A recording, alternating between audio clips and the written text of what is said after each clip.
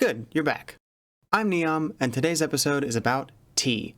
Please remember to leave a like if you enjoy, and subscribe for more videos. Let's get into it. We are all familiar with tea in some form or fashion. Some people are named after it, some people hit golf balls off of it, some people have tea parties, and still others like to spill the tea. But what about the drink? And I'm not talking about the Americanized, sticky sweet ice-cold Milos you picked up at the Publix. Hot tea originates from southern China, where Camellia sinensis grows native. Legend has it that around 2750 BC, Emperor Shennong of the Han Dynasty was sitting in the shade near some bushes drinking some regular old hot water, as one does, when the wind blew some leaves into it. His reaction was something like this. After giving it a swig and scorching his throat, probably, he discovered that he loved the flavor it added. So let me make sure I've got this right. There's a guy sitting outside in the midst of some bushes. Drinking a cup of flavorless, unmodified, hot water. Scalding. When some dirty leaves from who knows where fall in, and instead of fishing them out, he continues to drink it. Go on. And he enjoys it, despite the fact that raw tea leaves apparently taste like spinach. Anything sounds crazy when you say it like that. Tea is the most consumed drink in the world now. Don't argue with the results. You know what? You're completely right. I guess I should like this video and subscribe for more interesting stories. Yes.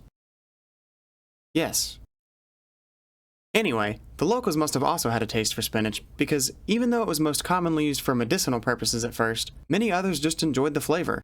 Kinda like how you drink Sprite when you have a cold, but then weeks later you still drink it because you've somehow managed to convince yourself that it's actually good despite all evidence to the contrary, and how it's basically just oversweetened, underflavored soda water that someone may or may not have held a lemon near, and gosh, I hate Sprite.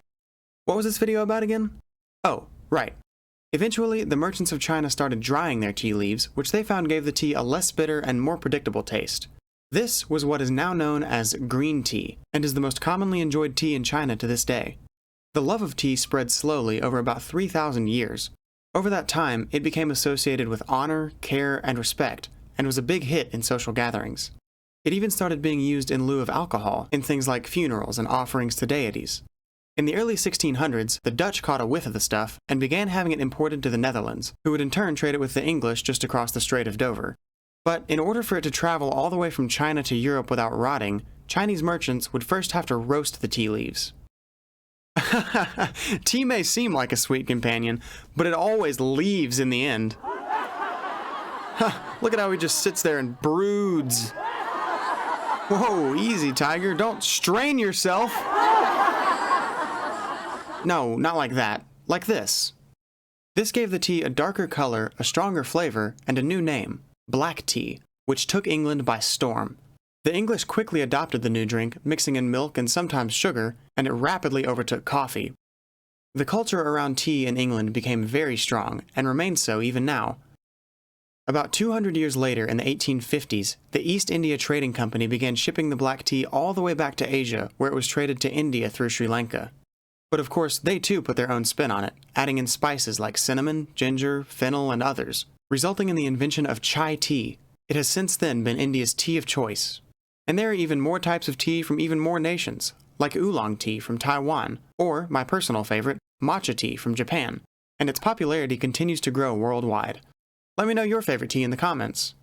If you enjoyed this video, leave a like, subscribe for more content, ring the bell to be notified about new videos, and comment what you want to learn about next.